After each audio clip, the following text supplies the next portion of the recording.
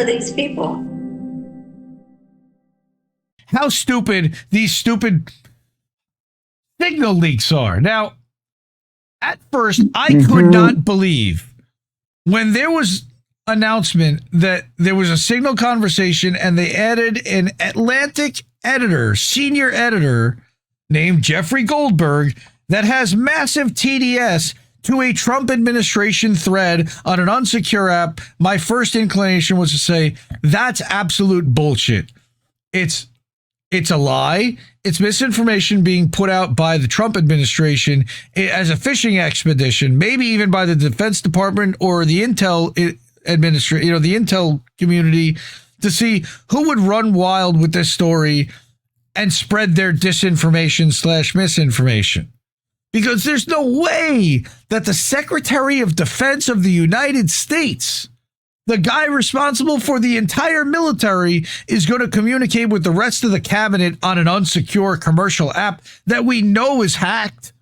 We know Signal's vulnerable. And then on top of it, to add a senior editor with TDS from a shitlib organization with ties to Epstein, because Lauren Jobs is linked directly to Ghislaine Maxwell? Wait, what? We're not doing well. Let me call the Russians to help. There is so much wrong with this story that I can't even begin to describe it. And I'm not going to go through all the leaks, although I'm going to bring a Caitlin Johnstone article. It's 8 minutes, a video where she reads, where her husband Tim's going to talk about it. And I was incredulous. But then the White House confirms it. And even with the White House confirming it, I was still incredulous. And then this fucking dumbass in the administration. His name, folks, is Steve Witkoff, and he gave up the whole game. He got mad at the Wall Street Journal for inaccurately reporting part of the story about the thread. However, that beautiful bean footage. Steve, damn you! I love this. So, Caroline Leavitt, who is the press secretary, says Steve has provided a secure line of communication by the U.S. government. He was provided that because he was in Russia, right? And so the Wall Street Journal says that he was communicating on Signal from Russia using Russian servers and everything, but he had a burner phone in Russia and he wasn't part of that thread and discussion. This dumbass comes out on Twitter and has to refute this personally because it's every man for himself and nobody's on the same team. I am incredulous that a good newspaper like the Wall Street Journal would not check with me as to whether I had any personal devices. Wait. A good newspaper? That's where we're starting? We're starting there, first of all? The Wall Street Journal, good newspaper? Okay. Right. Okay. Sure. What a dummy. Sure. So start there, the good newspaper. All right. But on top of that, all right, he then says that they didn't check with me on whether I had brought my devices to Moscow. If they had, they would have known the truth, which is that I only had with me a secure phone provided by the government for special circumstances. That's why CBS reported that Goldberg himself said that he has not recounted Witkoff making any groups until Saturday after he left Russia and returned to the U.S. Guess why? Because I had no access to my devices. That's the responsible way for me to make these trips and how I conduct myself. He's basically admitting that he joined the thread on Saturday. No? He's admitting that he joined the thread, which means that the whole thing is authentic and real, and he's only doing it to clear his name that he wasn't in the thing before Saturday, but yeah, it was part of the thing, and yeah, it's unsecured, yeah, we added the journalists, and don't worry about any of that. But clear my name. Fuck you, Wall Street Journal, because you guys were wrong. Tired of hearing about your signal leaks. Holy shit. Your damn signal leaks. The American people are sick and tired of hearing about your damn emails. This is, okay, so this is the dumbest thing ever. He just gave up the game and admitted 100% that it was authentic and true. Dummy. He didn't have to say a fucking word. I have no idea why he would have put out a statement to try to clear his own name in here, because they're all implicated and guilty because they're all communicating over an unsecure fucking app, and they had some kind of a disappearing chat, which allegedly, because we know that Signal doesn't have any kind of server that records every traffic, even if they're disappearing. No. Nah, but allegedly that, or just easily screenshotted, one of the two. Yeah, by a member of the fucking thing. Like, especially if it's a member of the media that had the thing. Like, what a fucking what dumbasses. What the fuck? Bro, like losing my head through this whole thing. The secretary of the guy responsible for the entire military is chatting on an app that we knew 18 months ago was insecure and reported on it thanks to Kit Clarenberg. They're part of the Siphon Project. Okay? CIA led. Yeah. And cracked. Why the fuck would you use that for the entire government to communicate with the vice president and the head of the CIA was in on this? Oh my God. All right. So, furthermore, to further catch idiots in lies, Mike Waltz, the dummy that actually added Goldberg to the fucking Signal thread, allegedly, Mike Waltz claimed that he'd never met, doesn't know, and never communicated with Jeffrey Goldberg, except here's a photo of Waltz standing next to Goldberg during a 2021 event at the French embassy. All right. Oh, and by the way, also, the event that he attended, which was a Q&A with a French filmmaker, was moderated by Jeffrey Goldberg, but he's never seen him, known him, or knows anything about him. Right. Okay, so here's the fucking crazy part. Now, have y'all seen our Secretary of Defense and heard a little bit about him maybe having a bit of a drinking problem? Anyone? Well, I mean, with a hairline like that, Anyone? Now, like, Beep, and I don't know who Beep is, and I don't even know if this is really liquor, but certainly the way that he sipped that makes it look like it certainly is a swig of bourbon or a swig of something. No point in saying good morning. And yeah, he's an ex-Marine or whatever. He's literally standing at the podium of a press conference at a NATO conference representing the United States. And he's got to take a swig of a drink? Yeah. Okay. So you got a hip flask in your pocket. You got to use it. I don't know what sound this is, but it should be the Curb Your Enthusiasm theme. Watch this, okay? Watch the sip that he takes. You got to watch the sip he takes. So he looks out, he sees his...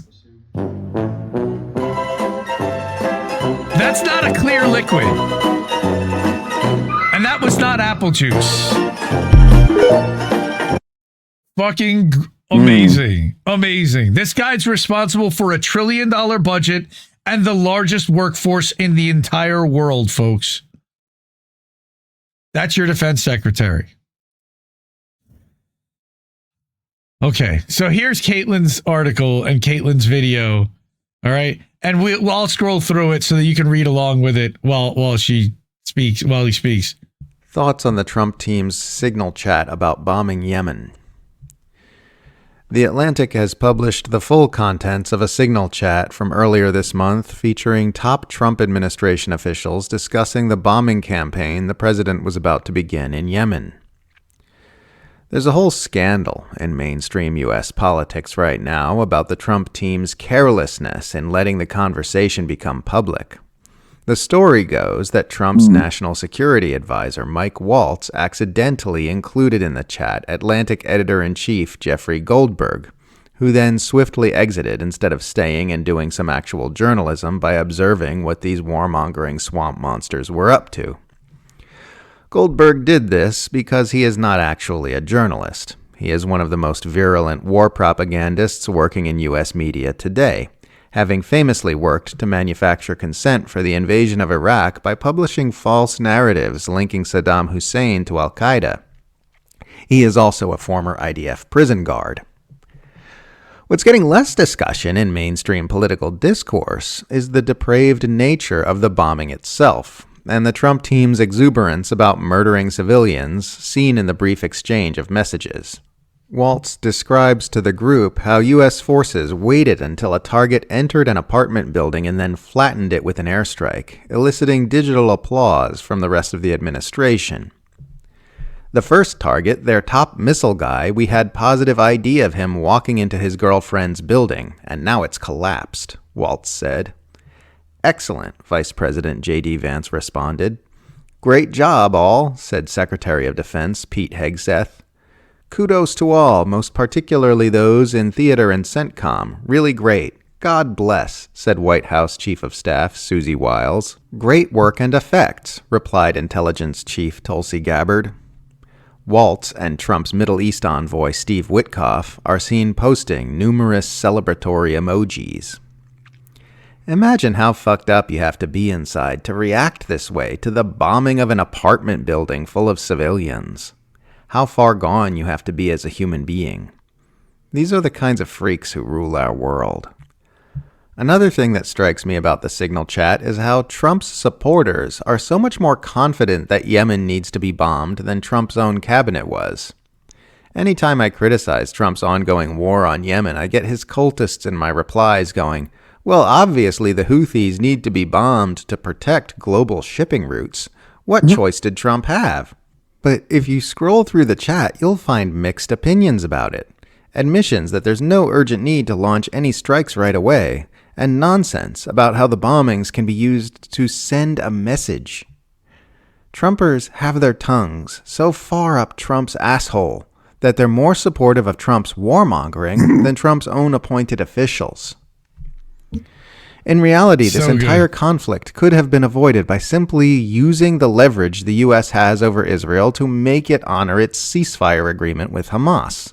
The only reason Yemeni forces began attacking ships in the first place was to blockade Israel because of its genocidal atrocities in Gaza. As soon as a ceasefire was in place, those attacks stopped, and the Houthis only announced that their blockade would resume again when Israel announced a genocidal starvation siege on the entire Gaza Strip. The Trump administration told Israel to let the U.S. handle the Houthis for them, and that's exactly what happened. But the main thing that stands out for me right now is a section of the conversation where Pete Hegseth talks about what the administration's messaging should be about the airstrikes. Hegseth wrote the following in the lead-up to the strikes. I think messaging is going to be a problem no matter what.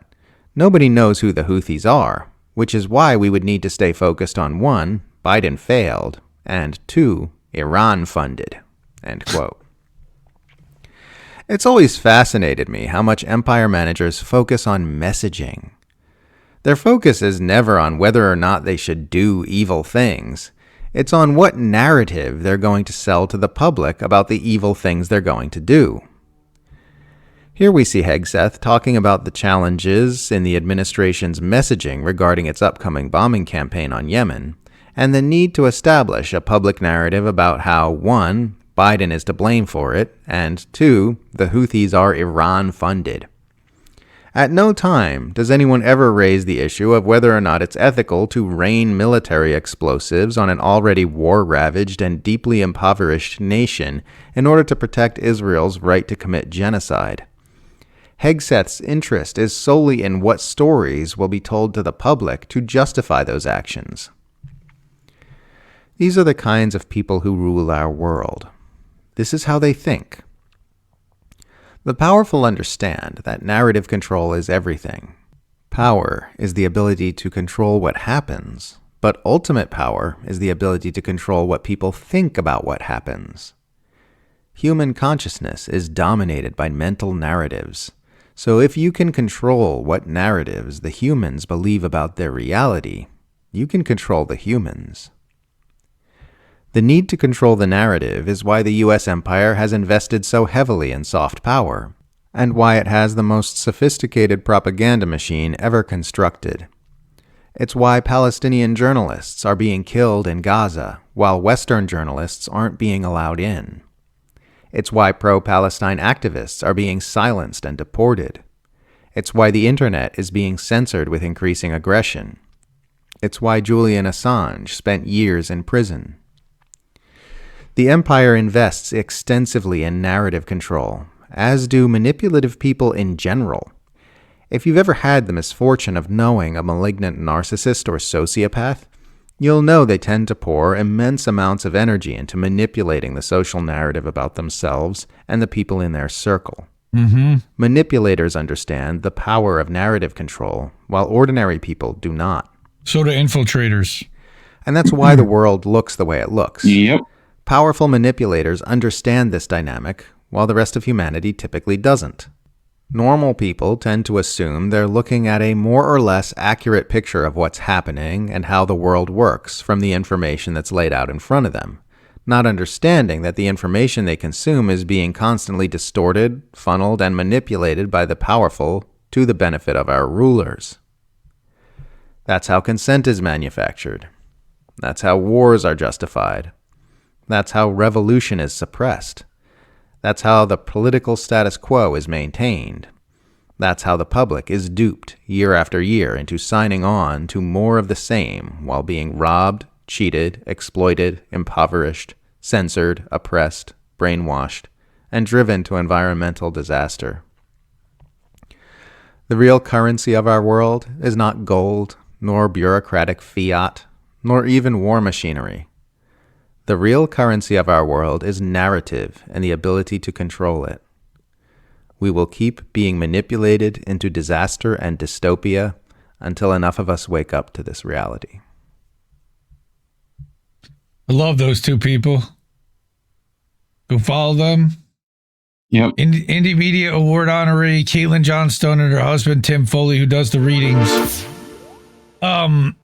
Like, again, there's him underlining messaging, her underlining messaging, but there's links to other stuff. There's a tweet from Dave DeCamp that says, so the Signal chat reveals that the U.S. waited for the Houthis' top missile guy to walk into a residential building where his girlfriend lived before launching an airstrike that collapsed it, which must have killed civilians. And J.D. Vance said this was, quote unquote, excellent. That's your vice president, folks. I don't know if you have this too, but here, I have this about this from John Ratcliffe, right? Oh, Ratfuck. What? No, his name is Ratfuck. Yes, Ratfuck. I forgot. My apologies. From the CIA perspective, so this is Joe Kent, right? The Israelis will likely take strikes and therefore ask us for more support. I'm looking at whatever boats. they use against the Houthis, but that's a minor factor. Oh. How about this? That's later, folks. This would help, wouldn't it? Yeah. It's a boat. We'll get to it. So from the CIA perspective, we are mobilizing assets to support now, but a delay would not negatively impact us, and additional time would be used to identify better starting points for coverage on Houthi leadership. So anyone involved at this time when these leaks were happening, heading to the Houthis? Anybody we know? No? Nobody? Oh, nope. Well. If somebody did. Come on, man. I don't want to. That might be a little suspicious. I'm just saying. Okay, also, another Dave DeCamp tweet about bomber deployment to Diego Garcia suggests heavier airstrikes on Yemen could be coming. Not good. No bueno. Not good. Not good. There's a video from Noam Chomsky on Al Jazeera that we definitely can't play, or they'll get our channel taken down, about the 5 filters of the mass media machine. Definitely go watch that. So Caitlin provides a lot of supporting stuff also in here. And that is my take on the Signal leaks, which is that I can't believe that they're so dumb and irresponsible. And I can believe that they're such monsters that would plan and cheer on such awful devastation and murdering people, innocent people. But this is where we are, folks. And now we've got it in black and white, where they're including fucking TDS journalists. They don't care. Now, other people feel that speculation. Let me go to a speculation here. That Miriam Adelson ordered Mike Waltz to add Jeffrey Goldberg to the chat. I don't know if that's true, but I've heard rumors. And I can say that I heard rumors. Do you have the stuff? No. Do you have the stuff from, was it Moranzi? No. Alon Moranzi that I sent you? No, Okay. Alon Mizrahi? No, I did not. He's good also. I like him. Thank you for remembering his name, because like I can picture it in my head and it's like R with a Z in there. He's like an Israeli. You know? I think he still might even be living there, like in the belly of the beast, deeply anti. No, I don't see an Alon Mizrahi thing here. I see your stream deck picture is the last thing I see in Discord. Might have been quoted by David Miller too. Well, we're waiting. No, we are voting tonight. We are voting. We are voting on Rumble only, on the Ocho, Rumble, Kick, Twitch, Odyssey, Bitchute, everywhere else except Bitchute. We're not going to be streaming on YouTube. We're not going to go on the Ocho on YouTube. We're not going to go on INN YouTube. We're going to be everywhere else but YouTube. Screw YouTube. They don't get Votes Uncensored. And we are also demonetized this channel if you're able to. And of means, please don't give to the platforms. Do it via Cash App, ko-fi.com/Indie News Network or paypal.me/Indie News Network as a friend and family. And that gives us no fees. We like having no fees because that puts the most money in our pocket. Otherwise, we're paying the banks and we're paying the multi-billionaires and we're paying the hedge funds and they're taking their cut. We don't need them to do that. They can get their cut from somebody else. Thank you so much. Support independent media, kids. Yes, sir. We need it more than ever. We love you, fam. Bye, Felicia. Mwah. Ciao, baby. No! We just fucking lost the stream.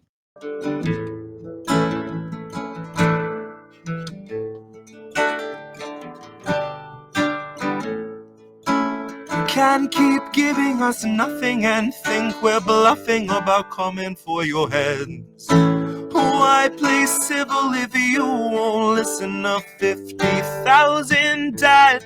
And now we know our mission, we form a militia, make Congress a prison. No, why play civil when all these dead won't make you listen? What's more American than slaying your oppressors? What's more American than liberty or death first? God, I thought we were founded on abolishing the tyranny of those who would starve a village all to live empirically. And I regret that I have only one life to give for my cause now that I can see the cause so clearly. See, I want our leaders, regardless of party, to fear me.